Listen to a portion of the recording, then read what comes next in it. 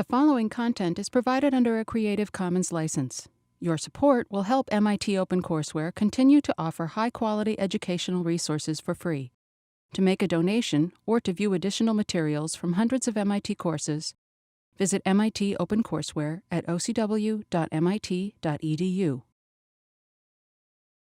So we'll start today. Sorry, I have a bit of a sore throat, hoarse voice. I was talking a lot this weekend. Okay, also, today we're going to do transaction malleability, segregated witness, and I'm endorsing an ICO for the first time ever publicly, and it's Anne's intermittent cookie offering. So if you guys want cookies, thanks, Anne. It's an airdrop in that you just get them. But you can also donate to St. Jude Children's Oh, right. Hospital. Yeah, so yes, it's cool. I'll also just give you that. Yeah, so my first ICO I'm endorsing. Okay, so malleability. So malleability is the ability to deform under pressure for a material, right? And so Bitcoin is modeled off of gold, which is the most malleable metal. You can make gold leaf and stuff. So clearly we need to design Bitcoin to be malleable, right? No, I'm joking. Okay, actually, in the context of cryptography, we're calling malleability when it's not super hard definition, but it started with ciphertext, where if you can modify a ciphertext and that modification will carry over into the plain text when it's decrypted. It also applies to sort of messages and signatures. In our case, signatures can be malleable, which means you can change the signature and it's still a valid signature. So, given a signature S1 on message M1, you modify the signature to S2, or usually like S prime, and it still signs the same message. It still validates as true. So when we were defining signatures, this wasn't really an attack we'd considered, right? There's still a signature, right? And you can't forge a signature, but you can, dot an I or something, and the signature is slightly different. You can't create one yourself, but given a valid signature, you can make a slightly different valid signature. That's how it works in Bitcoin, in the Bitcoin signing algorithm. But there's all sorts of different contexts where malleability exists in cryptography.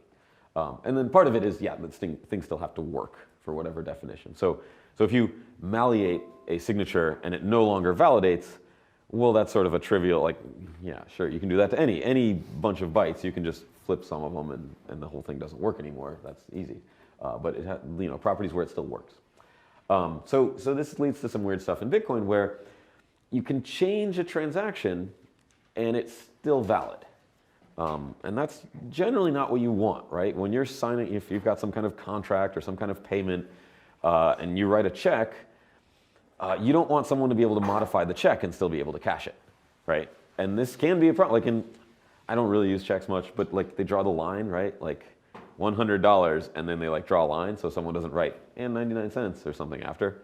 Not that that's the greatest attack ever, but or 100 and then someone puts $1,000 or so. I don't know. But it's sort of like that, where someone can change the thing you signed, can change the thing you are agreeing to after the fact, and it's still valid and does something you don't expect. Okay, so a review of the transaction format, which should be probably in people's minds if you were looking at the homework, the problem set. And one thing to focus on is that the outputs don't look like the inputs, right? These are fundamentally different things, right? The outputs specify a transaction ID and an index, the inputs, and then the outputs specify a script and an amount. There's another 4-byte field here that doesn't matter, but so basically you're spending from a transaction and a sort of row, and you're spending to just this arbitrary pub key. But you're not spending from a pub key, and you're not spending to a transaction, right? You don't identify your transaction itself here. So this is constantly, almost every website that shows blockchains gets this wrong. So if you look at blockchain.info is probably the most popular. And you just look at a transaction. Oh, they don't have it anymore. Okay, so you look at a block. And then you look at a transaction in the block. going? No, not yet. There we go. Okay, so you look at a transaction. Yeah, it shows, this address is sending to these two addresses. And blockchain info is particularly egregious in that there may actually be more than one input and two outputs in this transaction. No, just, right? They like hide change transactions. Anyway, so it looks like, hey, here, this address had some money in it and it sent it to these two addresses. And if I click, oh, where did this money come? Come from 18EECZ. And it shows, here's the Bitcoin address. And oh, it's got multiple money, multiple transactions this address has been involved in. This is not how Bitcoin works, right? They are running their own database and sort of making up this view of the network, which is incorrect. Transactions don't send from an address. They send from another transaction's previous output. And this is very confusing because in the case, let's say in this transaction, right, there is what is this, 767 something, right? Let me copy it. So it says, yeah, it's coming from 18EE, whatever.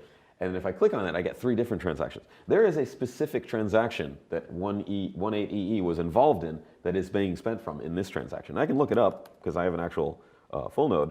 So if I say get raw transaction and I put it in here, and I can see, okay, it was spending from C838. It was spending from this transaction, not just an address. So it's really, I mean, if you're coming at this sort of new, it's like, okay, fine, why do you keep talking about this?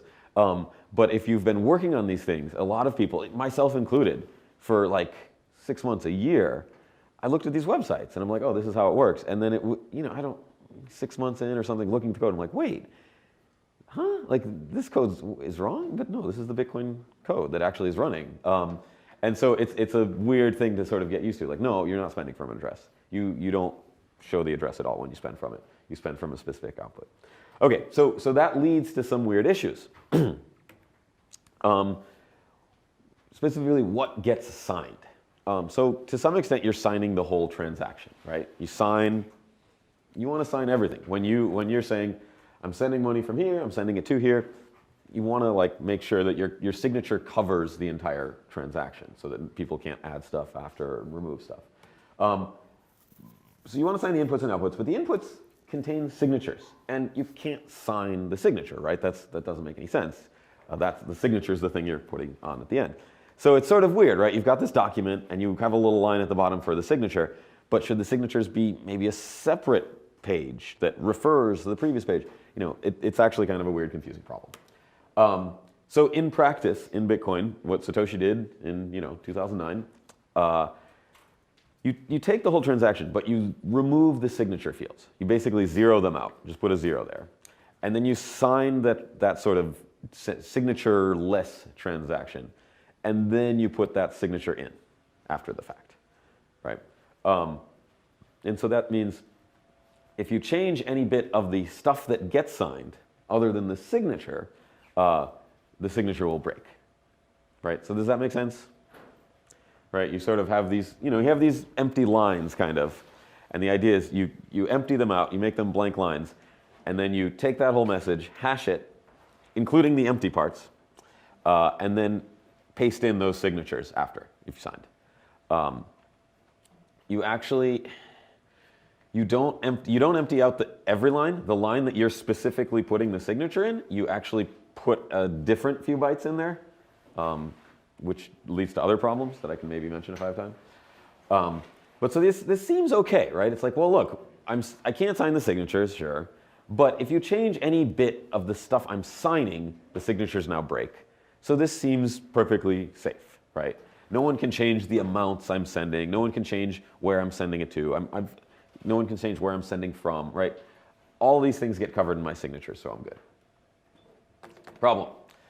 The transaction ID, the way you refer to transactions, is the hash of the whole thing. The TX ID does not zero out the signature fields. So the identity of the transaction itself, the way to point to and indicate where you're spending from, that includes the signatures. So that also seems like, well, that's okay, right? When I point to something, I'm indicating the whole transaction, the whole signed transaction. But the problem is that can change, right? The signature itself may be malleable. And in Bitcoin, it is. There's third-party malleability problems.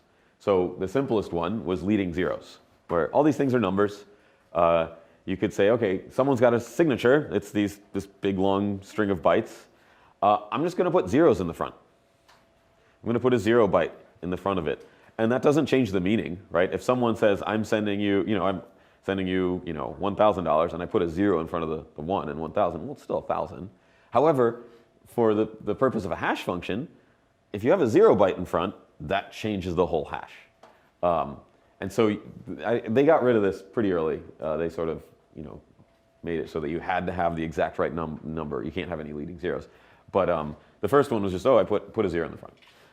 The harder one is called low S, where part of the ECDSA signature scheme, I showed before that it's this curve that's symmetric about the y-axis, x-axis. Whether the thing you're indicating is on top of the curve or it's sort of reflection on the bottom, it's valid either way. So for any given signature, there's another signature that will be valid. You just sort of flip it, make it negative or positive. So now there's a standard, okay, you need to have high S, right? Low S signatures should be invalid. Both of these are really tricky because they're third-party malleability. Anyone can just listen on the network, see a transaction, change the signature, and in doing so, they will change the TXID, which is how all the software refers to transactions. So it looks like a new transaction to most of the software. And the transactions are still valid, the signatures are still valid, and you're not sure which one will get in. There's also first-party malleability, or in some cases second-party if you're doing transactions with multiple people signing. So I'm not going to go back into the elliptic curve signature algorithms, but there is a nonce, right? There's randomness that you inject into the signing process. It's not deterministic. It's not that given a message and my private key, I always compute the same signature. No, that's not how it works. There are signature schemes like that, but in the case of the elliptic curve stuff that Bitcoin uses, you have to make up a random number to make each signature. And no one knows what that random number is, so you could make up different random numbers. You can make as many signatures as you want. So given a message and your private key, you can make whatever, arbitrary number of signatures that are all different signatures, but they're all valid signatures. There is a sort of standard for how to make them the right way, not randomly. It's basically take the hash of your private key and the message being signed, put them together, hash that, and use that as your random number, because then the idea is, well, it's got secret information in it as well as the message-specific information in it, so no one's going to be able to guess what it is. And it's still kind of message dependent, so it'll change each time. So there is that, but that's something you can do. It's a really good idea because if you use a non-random K, if someone can guess K, or if your random number generator is broken, they can steal all your money. They can figure out your private key. But so you don't want to be dependent on generating randomness. A nice way to model it is, okay, have some initial event where you're putting in random numbers and you're storing them, and then from then on you want everything to be deterministic. Then you don't have to rely on random number generators. So it's a really good idea to use this, and I use it in my software. Most things use this kind of standard. However, you can't verify that anyone's actually using it. It's purely internal. It's a internal way for you to make your own signatures, but no one can actually. You can't prove. Can you prove? No. I'm not going to say you can't prove you're using it, but not in any reasonable fashion. So no one knows if you're doing it. So this is an attack where you can say, okay, I'm gonna make a whole bunch of different signatures. They're all gonna be valid, but that will mean I've got a whole bunch of different transactions that are doing the same thing. So maybe the question is, what does this really do? Does this really hurt? If someone, dots an I on your check, it's the same amount, it's going to the same place, sort of who cares, right? Outputs are the same, inputs it's pointing to are the same. It's just this sort of annoying thing. Okay, I tweaked it and I changed the TXID. No big deal? Well, in some ways, yeah, it's no big deal. But a lot of wallets didn't deal with this well. right? So let's say you're running a wallet, you make a transaction and you sign, and you broadcast transaction to D5CAC, and it never gets confirmed. And instead, someone out there flips a bit, changes your transaction to 9CBA3E, and that gets confirmed. And your wallet just says, yeah, this transaction you sent never got confirmed. There's wallets that did that. Most of them have fixed it by now. But if you're thinking of transaction IDs as the identity, TXID, this is the name of the transaction. I create it. I'm watching it to see when it gets confirmed. And I'm not looking for some malleated version. I'm just watching this thing that I created. Never gets in a block. Weird, and it's just stuck in the wallet. So there are definitely wallets. I think everyone's fixed it by now. But a couple years ago, definitely wallets that would have these problems. It's a wallet problem, right? Your money got to the right place. You just need to sort of either delete stuff in your wallet or upgrade the software or tell it to somehow forget about this transaction and actually look on the blockchain for everything similar to your transaction. But it did do some damage. I think, so, I don't know, 2014, the Mt. Gox thing, where Mt. Gox got hacked, and lost all the money. They blamed transaction malleability, which was kind of interesting. There may have been an attack on Mt. Gox that used transaction malleability. The attack probably was this, which was, log into Mt. Gox, withdraw some coins, modify the TXID to this, and then it gets confirmed, you get your coins, and then log into Mt. Gox and say, hey, this never happened, my withdrawal didn't work, and then their system would automatically issue a new withdrawal transaction, and so you could just start taking all the money out, and your balance on the system. It's like, well, we keep trying to send you money, and it keeps never getting confirmed, and so we keep making new ones. I don't know to what extent that actually happened. There's a lot of controversy. It couldn't have been the whole thing for Mt. Gox, definitely. There's still a lot of uncertainty about that. But it does show, it's indicative. If you write your own software and it's not accounting for these things, you may be losing money, right? When people say, hey, this didn't work, make a new one, and then you keep doing that and losing a ton of money. But that's pretty sloppy practices, I think. Another issue, if you're spending from a unconfirmed change output or an unconfirmed output. So you make a transaction, you send to two different outputs, you've got a TXID. And you're sending 5 coins to this person and 3 coins back to yourself. That 3 coins back to yourself output, you might want to use it again pretty quickly. Sometimes this happens. And so you've got a change output. That's, from transaction 1, 7FEEC1. So you're going to now spend that change output. However, the TXID of transaction 1 changes. So you're saying where you're spending from is no longer valid. And this is a big problem because now you've signed a transaction that you think is going to be valid, but the money you thought you were spending sort of moves out from under you. And so that transaction is no longer valid. Right? TX2 is now invalid. It refers to something which can never be confirmed because there's a different transaction that's almost the same, but they're mutually exclusive that did get confirmed. Okay, so this is bad. It doesn't seem that bad, right? And so for years in Bitcoin, this was a problem that wallets dealt with, software, and people would oh yeah, you have to back up your keys, delete your whole database, and resync the blockchain, and then it'll find the right transactions. Kind of hacky workarounds like that, where it didn't happen too much. It wasn't a great attack, right? You can annoy people. You don't get any money. So it wasn't a huge deal, but it was annoying. But the idea is you could always resign, right? You've got your private keys. If the money you are receiving sort of shifts around and changes its location, well, it's still yours. You just need to resign. But what if you can't resign? So the case of multi-sig, where in most cases, when you're doing transactions, if you just have one key, it's just you, that's fine.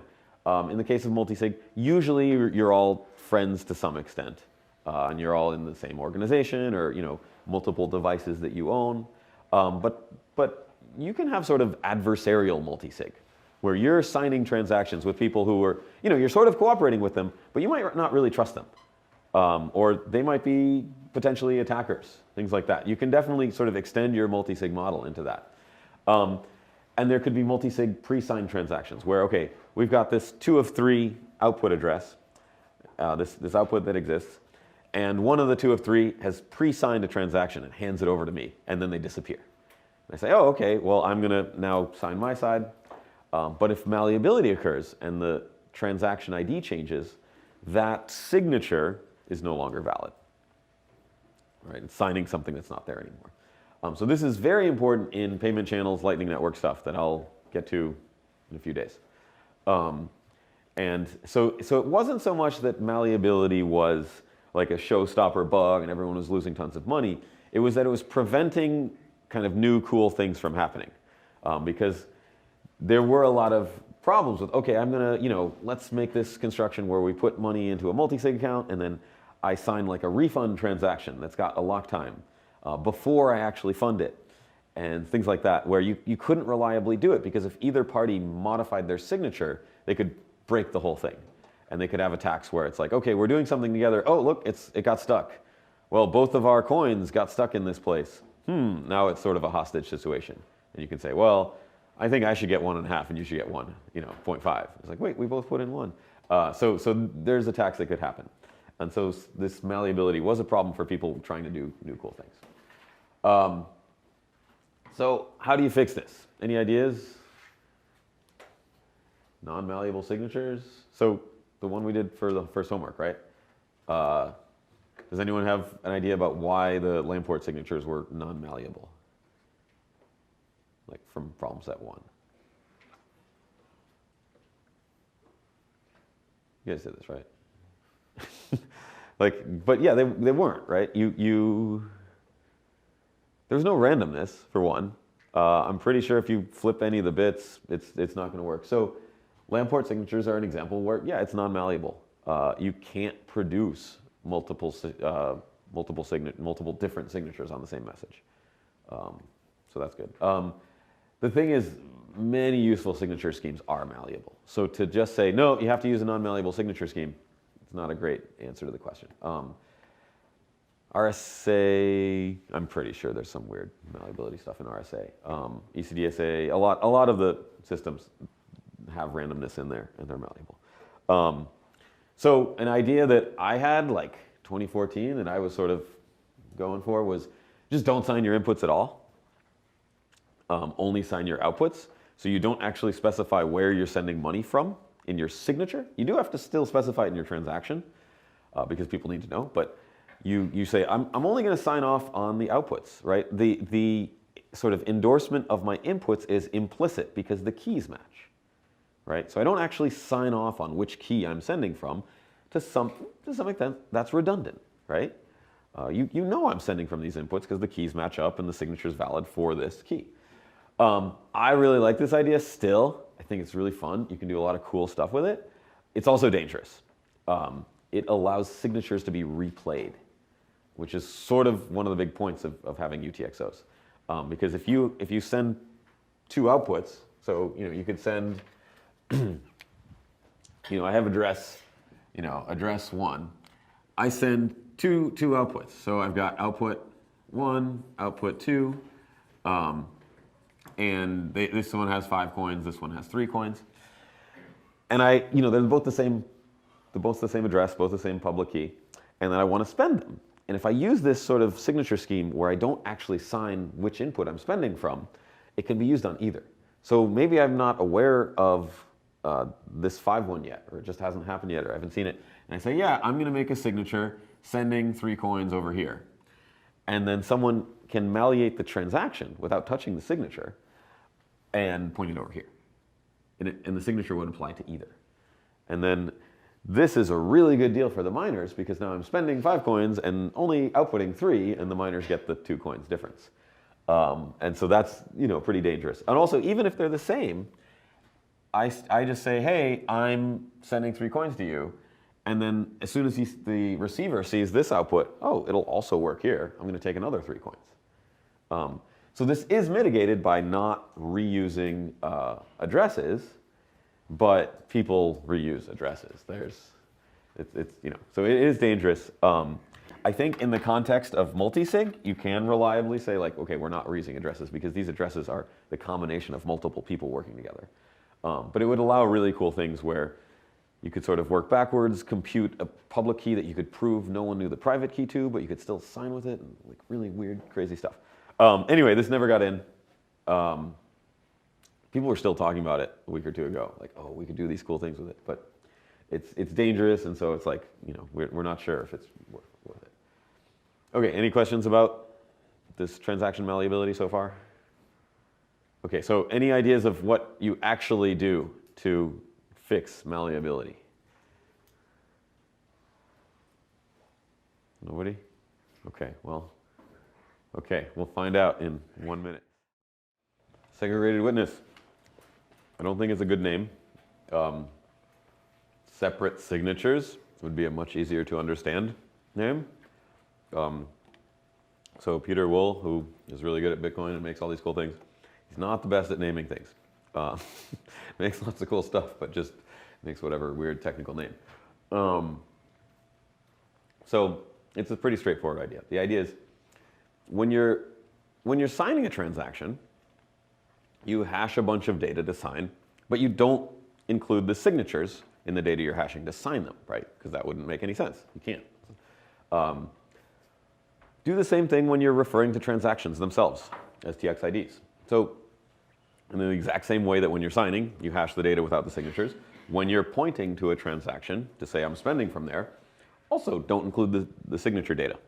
Just take the hash of the signature take the hash of the data without the signatures. So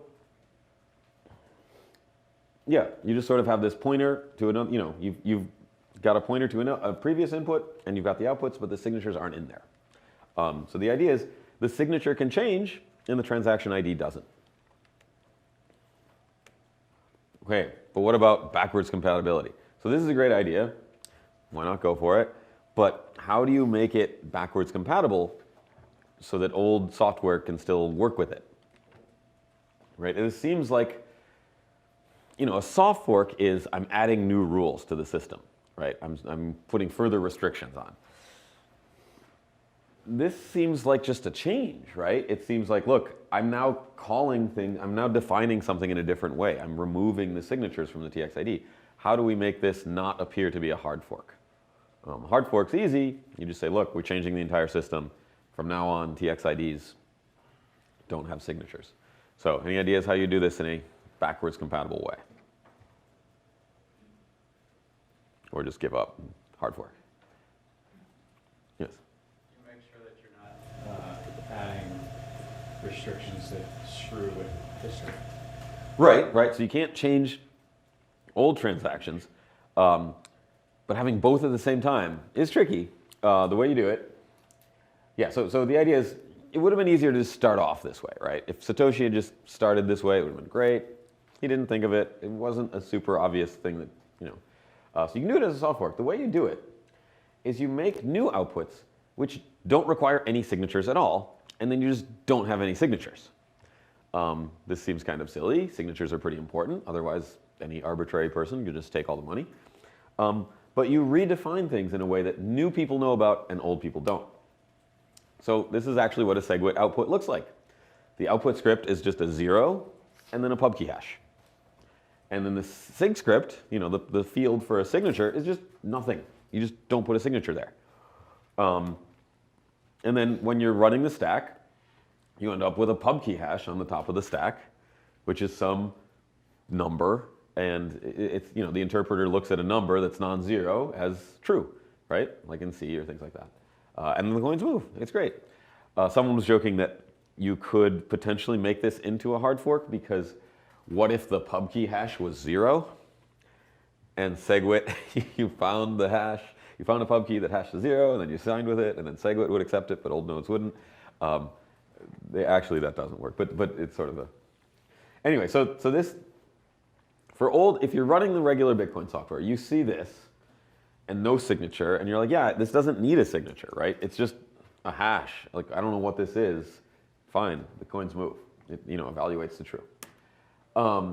But the new version of the software sort of adds a restriction to this kind of output. It says, look, if you see this is a template.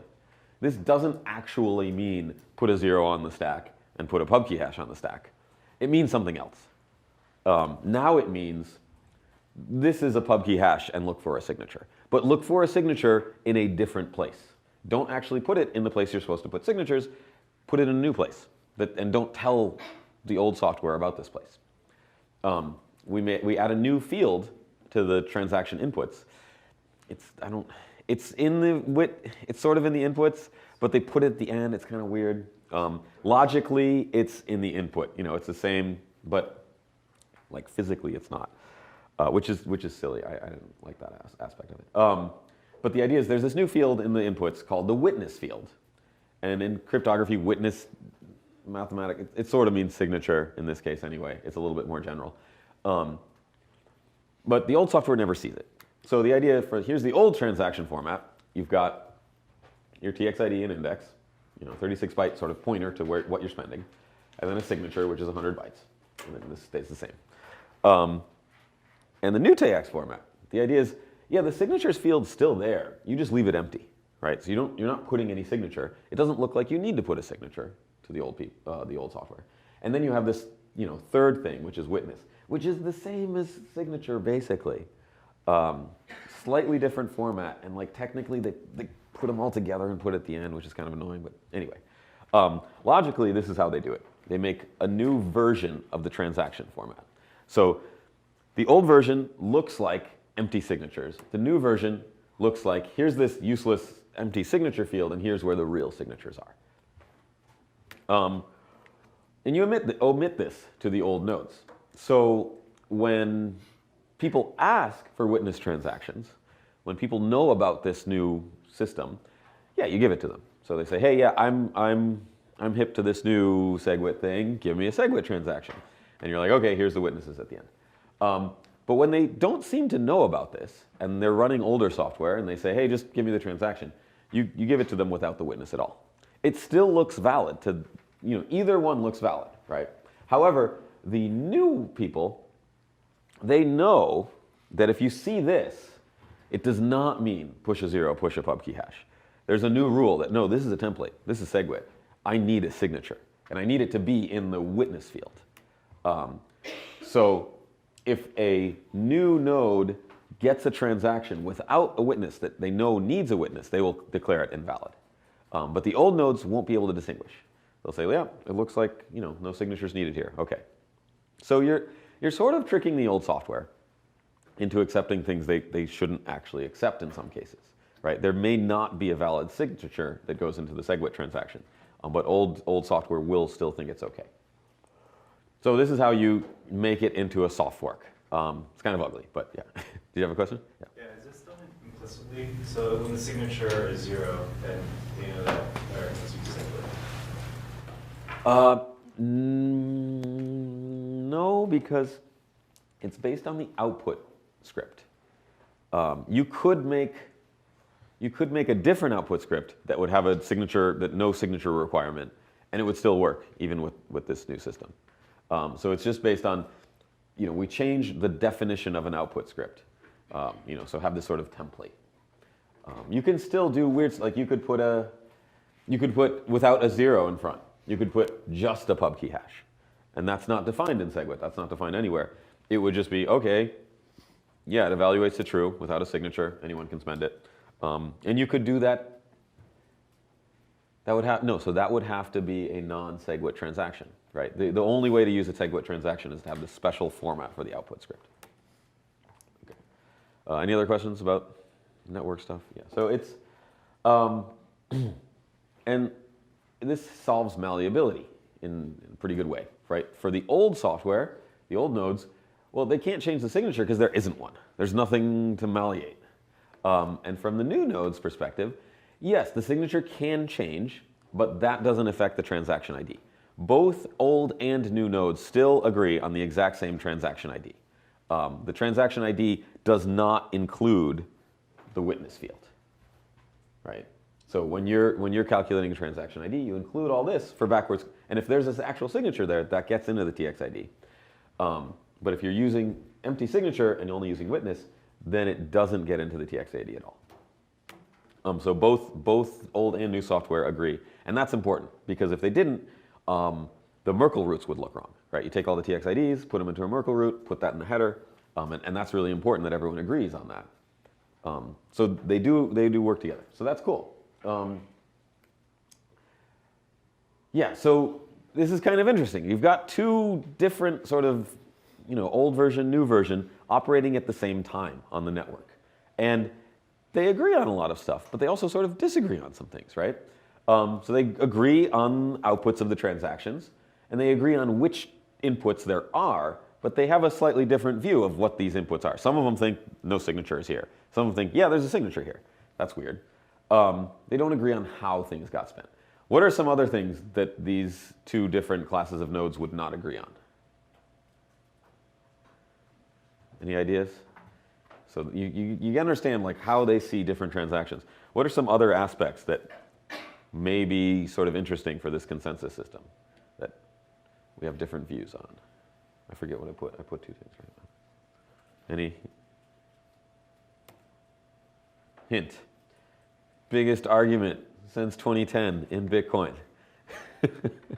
What do these two different classes of nodes not agree on? Yeah. Size? Well, the transaction size. Yeah. So they both see two different transactions. One of them sees it with these signatures, one of them sees it without. They don't agree on how big the transaction is. They agree on the TXID, right? They agree on where the money's going, where it's coming from, but they have completely different views of how big this transaction is in terms of number of bytes. So this is really interesting. For many, many years, since 2010, everyone's been arguing. And one of the big aspects of, if we want to increase the block size, that's a hard fork, right? Everyone up to now, we're enforcing the block size must be 1 million bytes or less. There's no way around that, right? You can't just increase it. We've got this rule. You're breaking that rule. This is a sneaky way to break the rule, but still not tell people you're breaking the rule, right? Say, okay, I'm enforcing a rule that there's 1 million bytes. As far as I'm concerned, there are less than 1 million bytes in this set of transactions. The new nodes know, yeah, there's more than 1 million. There's like 2 million bytes in here. We just didn't tell the people who, we didn't tell the old software about all these extra bytes. So this is kind of an interesting thing you can do. So you can increase the transaction size without telling the old nodes. So yeah, the old nodes don't see the 100-something bytes with the pub key signature. So they see transactions that are much smaller, around half the size, depends, but half the size-ish. So those bytes, they won't count those bytes towards the 1 million byte block size limit. So this ends up being a soft fork that allows you to increase the block size. In a kind of sneaky way, right? The old nodes don't think the block size is increased. They think it's less than a megabyte. And they also think, this is weird, I haven't seen any signatures for a while.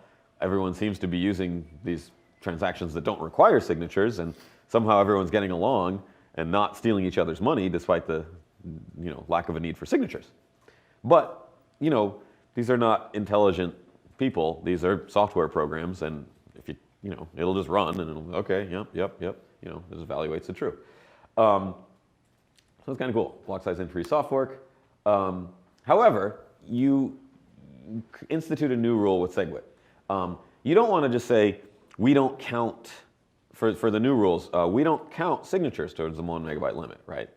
You could do that, but then people might spam signatures, right? Let me make a giant signature or some kind of like 50 out of a million pub keys thing and spam the network. And then it'll still be under a megabyte of non-witness data. So yes, now you've got two classes of data. You've got all the data that everyone sees and all the witness data that only the new nodes see.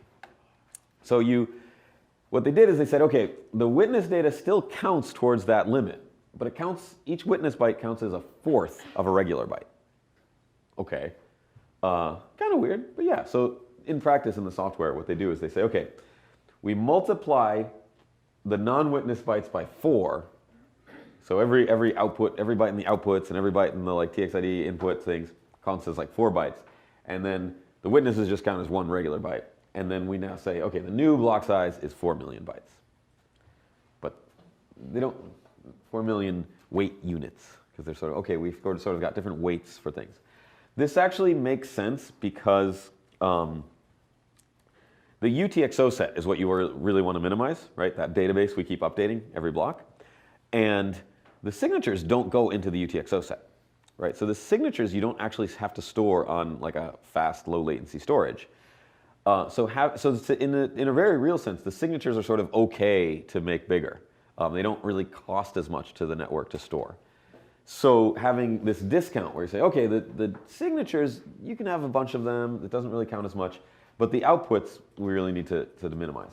So this 1/4 is like somewhat arbitrary, but there are some calculations. There's like a little hand wavy, but it's like, yeah, this is about what it should be, to sort of try to balance things. Okay, so the end result, if you've got this discount, you can put about 80% more transactions in a block. You get about 1.8 megs.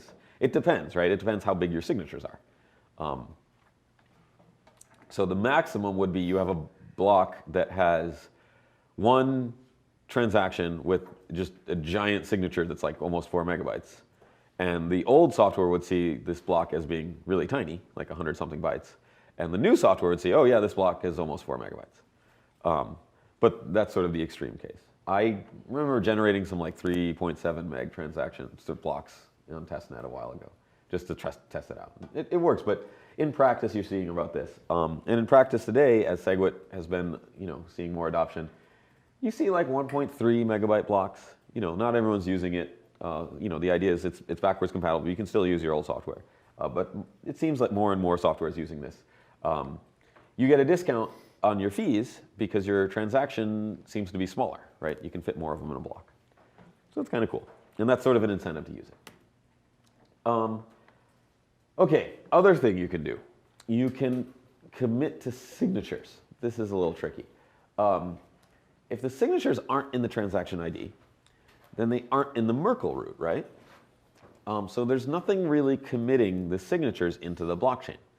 And this would actually work. You could say, no, I have a signature, I'll give it to you. But it could change, right? It could be malleated. So it could be weird though, right? You could agree on a UTXO set, but you could disagree on how exactly you got there. So one example would be multisig, where there's 2 of 3 multisig, Alice, Bob, and Carol. 2 of them need to sign. And then on my computer, it says that Alice and Bob signed. And on your computer, it says that Alice and Carol signed. That's weird, right? Like we're not, for accountability, if we want to know who exactly endorsed these things, we might disagree on it. There would be no canonical, like, here's the blockchain, here's who signed. The transactions themselves would all still be the same, but not the signatures. So that's kind of weird, but it also seems that, well, maybe that's part of the price you pay for fixing malleability in this way, right? If we're not putting the signatures into the sort of thing that gets committed to in the blockchain, then yeah, signatures can change. So any way around this? It sort of seems like, yeah, that's the trade-off, right? Sneaky way around it? Sneaky fun? No. You know. Yeah. Okay, so what you do actually,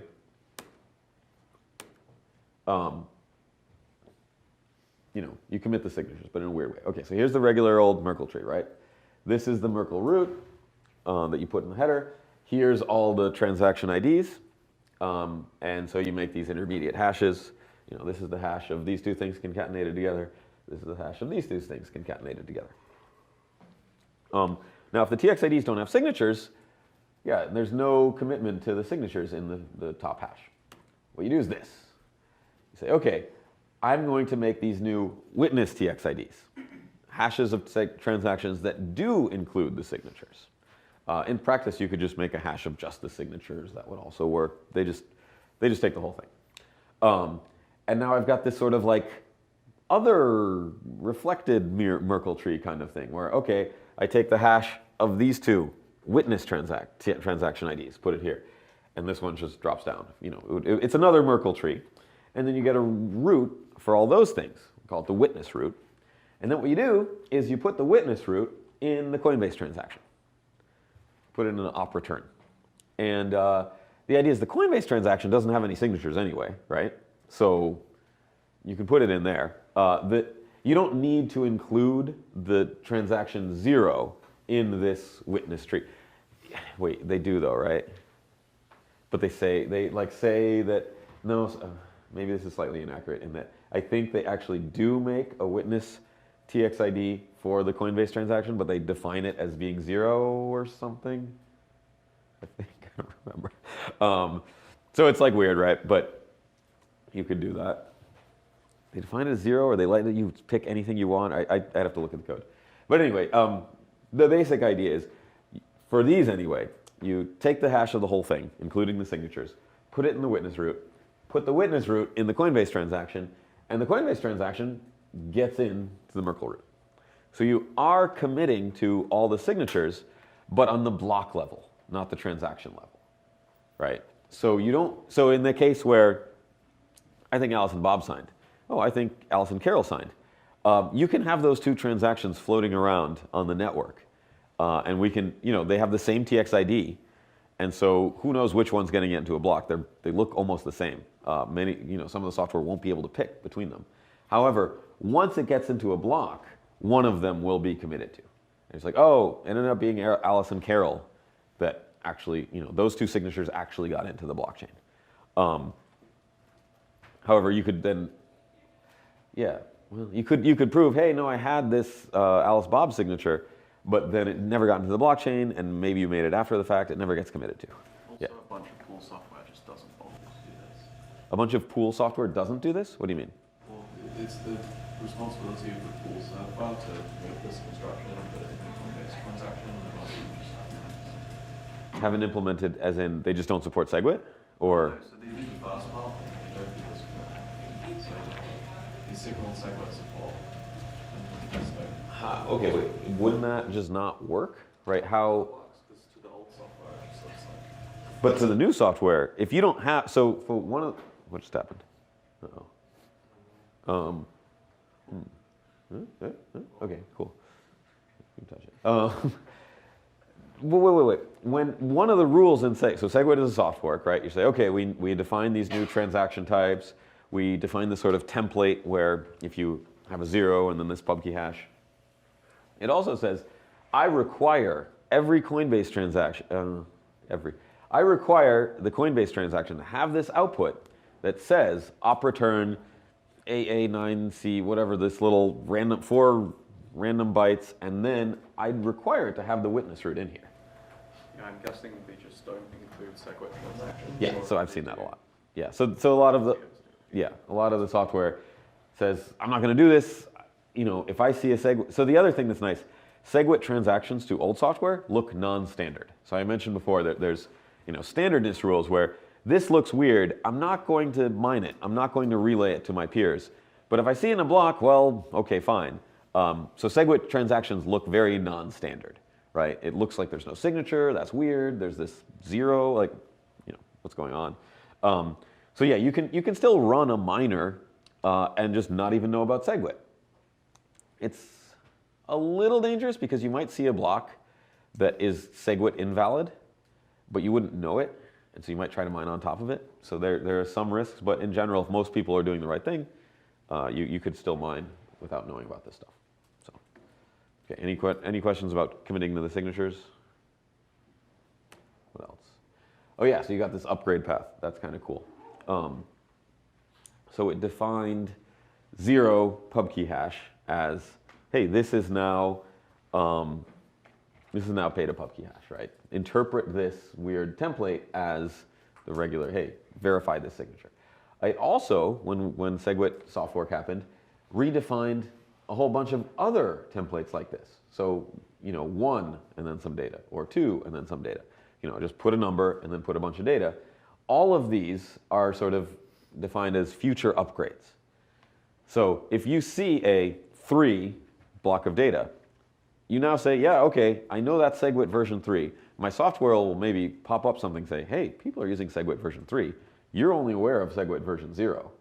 And you'll consider it non-standard. You won't relay it. But if it's in a block, yeah, sure. And you don't require anything about the signature. You'll just say, yeah, whatever weird witness data you provide for these outputs, I don't know how to interpret them. I'm just going to let it all go through. What that means is there's no witness needed. If a witness is provided, you just ignore it and you just think everything's fine. This allows easier upgrades. You have 16 new versions to upgrade to. Yeah, you don't require any specific things about this. So you can make new scripts. You can make a completely different script interpreter. You could say, okay, we're going to port EVM to Bitcoin and I don't know, disable some of the opcodes that don't apply, and have that kind of thing. Have new smart contracts. So it's kind of a fun, like, yeah, we will, and it's a nice, easy upgrade path. You could have multiple different things like that. The code will be easier. You could do it, don't do it today, right? You could construct an output that's a 2 byte and then your pub key and send it out there. It will be probably stealable by miners, right? Because everyone else's node will say, yeah, I don't know how to interpret this yet. There's no rules about this yet. Okay. Let me show you some SegWit stuff I looked for. You can see this, right? Okay, so there's actually like nested SegWit. I don't know if I want to. There's like an ugly like. I don't want to describe it. I didn't like it, but yeah. So this is like, somewhat designed by committee. There's also this is like 2016, right? People lose so much money sending to Yeah. So the other thing I was saying with this, I was like, okay, you've got this witness to EXID, and I remember people working on SegWit, and I said, hey, why don't you make the transaction IDs a Merkle tree of the inputs and outputs instead of just the hash of everything altogether? Then if you had a really big transaction, you could prove that an input had been spent without sending the whole transaction over. And like, I thought that was a cool idea. And then when I talked to people, they're like, yeah, Peter Todd already said that like 3 weeks ago. And whatever, we're not going to do it. Like, it's too late. We already coded stuff. Oh well. And that's the sort of fundamental aspect of SegWit. You can't really upgrade that in the new script versions. So, whatever. There's also still a hard rule on transactions themselves being less than a megabyte, I think. So it's not a huge deal, but it would have been cool. Another thing is there's actually a way. So there's no address defined for this, right? Addresses map to output scripts in all the software. And so when you say, okay, I'm sending to 1AEECC or whatever, it knows how to interpret that address, build the 20-byte pub key hash script, and send to it. And vice versa, right? So from the address, you can get this output script, and from the output script, you can get an address. So when an old software sees this, it's just like, there's no address. I don't even know what that is. I've never seen that. And so people worried that like, oh, it's going to be weird. People are going to have to upgrade to even send to people using SegWit, right? So it's backwards compatible, but if you want to say, hey, send me some money at this SegWit address, and then they can't. And so you say, okay, fine, send me the money with the regular address, and then we still have this malleability problem. And then I have a wallet that supports both, and I can move money to my own addresses, and it's kind of ugly. So they made this like nested address thing, which I don't like, because then it has both. So you've got a signature and a witness. And the signature is like not a real signature, it's just pointing to the witness. It's like really ugly. There's a bunch of weird stuff in the SegWit code that like not super into. I don't have to use it though, right? That's the beauty of these permissionless innovation kind of systems. Like, ooh, I don't like that code. Okay, I'm not supporting it. So, yeah, okay, so, whoa, what just happened? Whoa, I didn't know you could do that. Okay. Okay, so here's one that's nested. So I would just like randomly looking through a block. Here's one, and you can see it's like, okay, the outputs are probably also nested SegWit, and the input is, it's got both a script sig and a TX witness, right? TX input witness. A sort of pure one is this one, F7, and okay, so you can see oh wait, am I not running? What version am I running? I think I'm running 15.1 still. So I'm not seeing the address. There's a new address format called Beck32, Besh32, which will turn, see it's 0 and then a pub key hash. Or no, sorry, that's 0 and then a script hash. 0 and then a pub key hash. It says witness version 0 key hash. There's also an address associated with these. I think this version of Bitcoin CLI does not show it, but the new version does. So I think if you guys have version 0.16.0, it'll show, like, here's the address. And then you can see in the input, the single input for this transaction, there's a txin witness. And there's no script sig. There's a script sig field, and it's just empty. There's no actual signature traditionally. There's instead this big thing. Here's the signature, and here's the pub key being revealed. And then it also says, okay, here's the TX ID without the signature, and then here's the hash or witness transaction ID, the hash of the whole thing, including the signature. And they're different, right? Also, you've got size. So this is actually 235 bytes, right? Because you're including the witnesses. And then V size, which is virtual size. This is how big it looks to old software that doesn't know about SegWit. So the new software, this knows about both, right? Okay, the actual size or witness size is 235, V size is 53. So yeah, it's not quite, not a 50, 50%, I don't know. Because this one has 2 outputs, and the outputs don't get any smaller, and the input just gets smaller. And then size, V size, and then you can see what block it's in. Let me get the Coinbase transaction. Yeah.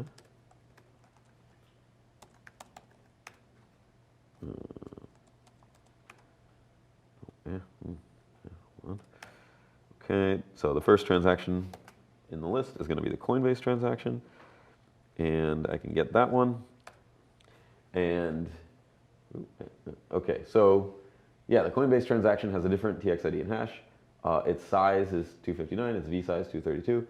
Coinbase has whatever random data they want, and there's the actual output, which is sending to this address, and it's sending 12.79 coins. And then there's this 0 value output. So you can have an output that's got an amount of coins set to 0, it's still okay, and it's got this op return. And the op return starts with AA21A9ED, and those 4 bytes mean here's the SegWit commitment, here's the witness commitment to the SegWit transaction hashes, the root of all those. And you have to have that, right, in order to have a valid SegWit block. And so then we can, this is SegWit in action. I think most blocks now will have that. It's also got really, so there was size and V size, right? And that sort of makes sense. But then you have strip, no, V size is not strip size. It's really confusing. And I like, size, weight, height, like what? So size is, I don't actually know. I think size is interpreted the same. This is the actual number of bytes for this block. Weight is you multiply all non-witness bytes by 4, and you leave all witness bytes as weight 1. And that has to be less than 4 million. And you can see here it's just under 4 million. And then stripped size is the size that old nodes see. Yeah, pretty sure. Anyway, so it's kind of confusing. One of the biggest problems in Bitcoin is like names, where it's like, wait, script pub key and like script sig script, like what? Like all these terms and names are just really confusing, and it's sort of getting worse. So yeah, these are not. Also, it's like there's no V size here. I think. Anyway, I think this is actually V size. Anyway, so that's how SegWit works in the actual thing. But it's nice because now you can reliably spend from things before they're confirmed. So SegWit's cool. Fixes malleability, increases the block size. Oh, it does a whole bunch of other stuff too. Okay, so one of the aspects that it fixes, when you're signing a transaction, let's say you have 5 inputs. Each time you sign, you need to hash the whole transaction because it's slightly different, right? You zero out all the signature fields, but on the signature field for the one you're actually signing, you don't zero it out. You put the previous pub key, you put the previous script there. So it's slightly different. It's totally redundant. There's no reason to put it there because it's already in the TXID, but you change things around a little bit. So the idea is, so I'm going to put a signature here, I'm going to put a signature here, put a signature, all 5 of them. Each time I put a signature here, I hash the transaction, right, to get a slightly different thing to sign for each one. It might not jump out at you, but this is actually O(n squared), which is bad, right? Because the idea is, as I extend the number of signatures required in a transaction, the number of inputs in a transaction, the amount of data that needs to be processed goes up with the square of the number of inputs, right? Because I add an input, now the total size of the transaction gets bigger, so each time I sign, I need to take a bigger amount of data through my hash function. Also, the number of signatures gets bigger, well, the number of inputs. So this is n squared. It seems fine, right? You never notice, except when you do.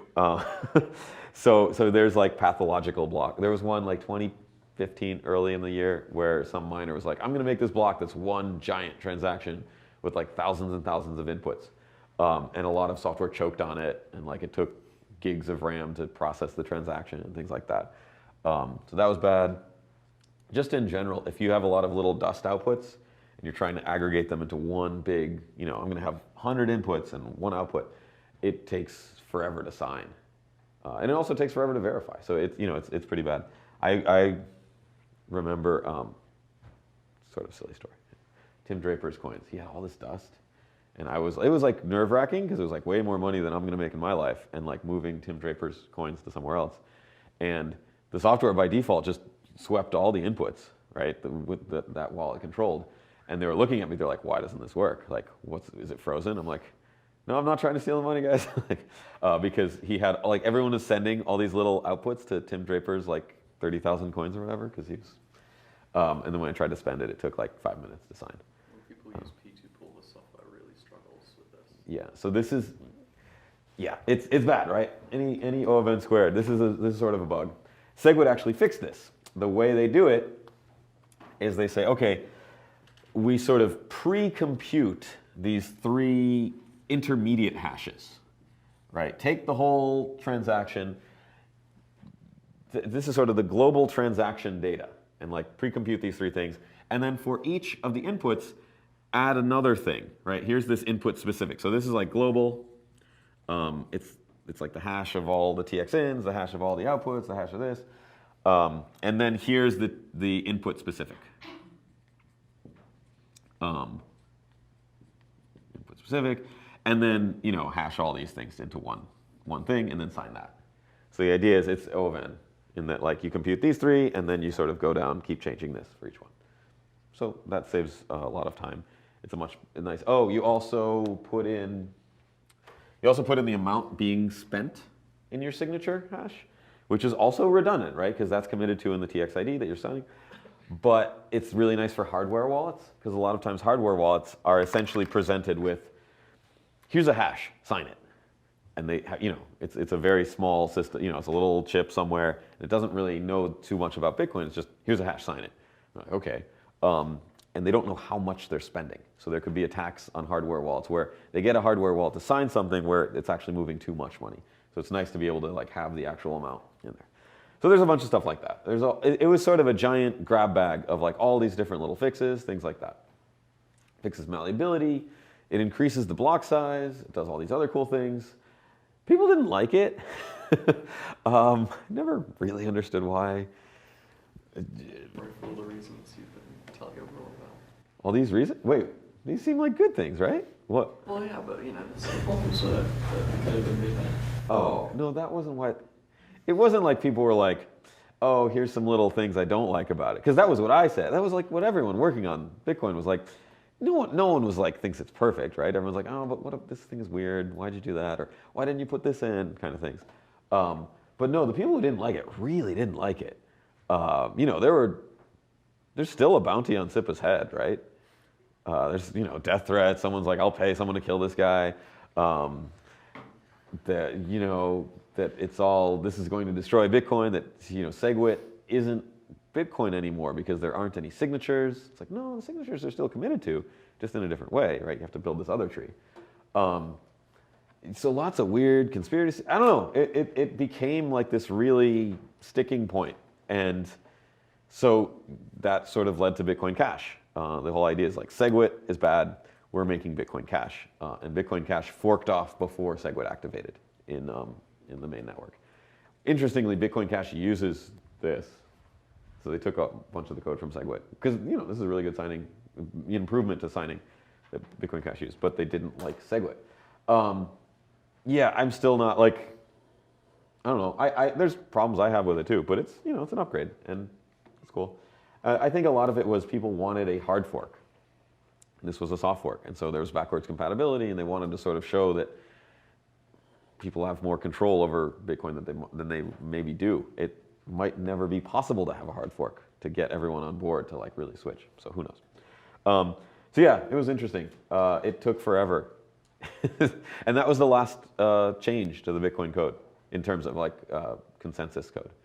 And that was it was initially announced late 2015 in Hong Kong. And then all of 2016 it never. So it activated August of last year, and now you can use it. People had big interest in stopping it though. Yeah. There's Altcoins, they were spending hundreds of thousands of dollars a day to stop it from activating. Yeah. So on Vertcoin, you're like, I'll just take the SegWit code and activate it, and like cool. And then people tried to stop it and spend a lot of money to stop it. I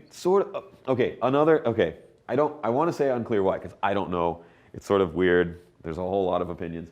One theory is that this breaks some mining chips optimizations. One of the optimizations, it doesn't work with a tree of height 2, but if you have a really tall tree, you can swap TXIDs, or you can swap intermediate nodes of the tree, and you'll get a different Merkle root, right? So you can see so it doesn't work here because this has to stay in place, right? But in many cases, the order of the transactions is arbitrary, right? So I could flip these two, it's still valid, right? So what I might do is say, okay, I have this Merkle root, I'm mining, and then I want to flip these two, calculate a different Merkle root and mine. And there were some chips that maybe did this and had these kinds of optimizations. There was also like a patent on it and all this weird stuff going on. It doesn't break, but it essentially loses the optimization if you have this, right? Because you say, okay, I'm going to have this big tree. I'm going to swap something near the top, and I only have to recompute like 2 hashes to get a new Merkle root. However, if I now have this sort of mirror image witness Merkle tree underneath, if I say, okay, I'm going to swap this, I'm also swapping all these, and I have to recompute this, right? Maybe I can swap some of it, but I have to recompute what this is. This is going to change just as well. And then I have to put that in here, and this is going to be at the bottom, and then I'm going to have to recompute everything all the way up to the Merkle root. So this was called ASIC boost, and then there was a post, Greg Maxwell posted like this sort of like, you guys, like accusatory mail on the mailing list last spring saying, look, we were trying to figure out a way to break ASIC boost because we think miners have this like patented algorithm that optimizes and it gives 20-30% speed up, and we're worried that the patents will make one miner have a monopoly and everyone else won't be competitive. So we're trying to think, is there a way we can sort of make software to prevent this from this optimization? And then once they tried to look at it, they're like, oh wait, SegWit does that. We want to make it costly to swap things in the tree, and SegWit does that. Oh, so basically we're good. And then he was like, oh wait, maybe that's why all these people hate SegWit. Maybe this is, these miners who have, billions of dollars worth of equipment with these optimizations in it, which would be rendered, unusable by this new software change. Maybe they're trying to prevent it from activating. It's a theory, and the mining company said, no, that's a bunch of nonsense. Although the way they said it was sort of suspicious. And they're like, yeah, we put circuitry in our chips to do this, but we never used it. Strange. So who knows? But yeah, that's one theory. I'm not sure how much I believe that's the real reason, but yeah. When they calculate Merkle roots in Bitcoin, why do they not just order all of the transaction IDs by transaction ID? No, you can't, because the order matters, because when you validate, like, this transaction might create an output that this transaction spends. And so if you swap them, yeah. So if you didn't have intra-block dependencies, then it would all be arbitrary, and you could put in ordering. but there are intra-block dependencies, and so the order does matter. In many cases, it doesn't, right? In many cases, these are two separate transactions. You can swap them. But the software does use the ordering. So yeah, and there's also all sorts of other things that would be better. What I would want is prepend or append the height at each stage of the Merkle tree. That would have helped me out for some things. Because then it's like, since you're at the bottom, just put a 0 at the end of each hash. And then when you get up here, put a 1 at the end of each hash. Easy to, doesn't really change anything. But one problem is, what if I request, so what I want to do in my software, I want to request all the transaction IDs in a block. I don't actually care about the transactions. I just want to see all the TX IDs. The way, like this, right? If I get rid of the head 20, I get giant list of TX IDs. The thing is, and what this will let me do is to look for transactions. If I have a TX ID I know I'm looking for, I say, I'm going to look for it in here.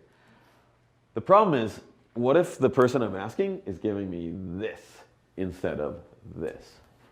I won't know, right? They all look like random numbers. If I do the Merkle tree algo, I'll get to the Merkle root. It's good, but I don't really know that I'm at the bottom. Unless, and it's okay if I'm running a full node and I actually download all the transactions and look and, okay, it works. But to have a way to say, hey, give me a list of all the TX IDs and I can verify that it's correct. I can't do that right now. There's ways around it, but it would have been nice if then they appended a 0 or something. And then, or even all you have to do is just append something at the bottom row, or just append the height or something. Then it would have been kind of cool. It would have been easier for me, but oh well. And there's people who've written about this. Yeah. Did James say that pool operators are leaving off the wit root? And if so, does it weaken the whole system? I think what they really do is they just don't support SegWit. So I've seen, especially like on. They signal for it, so it gets activated, but then they develop. Yeah, they say they're going to support it, and then they don't. So they sort of flag their transactions, yeah, SegWit, and then they haven't actually upgraded their software, so they can't use it. They can't mine it. So you see this a lot on testnet as well. If you're making testnet SegWit transactions, sometimes they just don't get confirmed for a few hours because all the blocks that come out don't support it, and so they won't use it. The badly written pool software, if they use SegWit supporting full node with it, it will give them SegWit transactions, and they'll try and include it, but it won't do this. So that Oh, so it's invalid. Yeah, so it's invalid.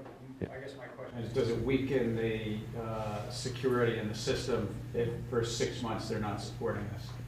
No, it hurts the usability, right? If I want to use a SegWit transact, but as me running a SegWit compatible node, I require signatures.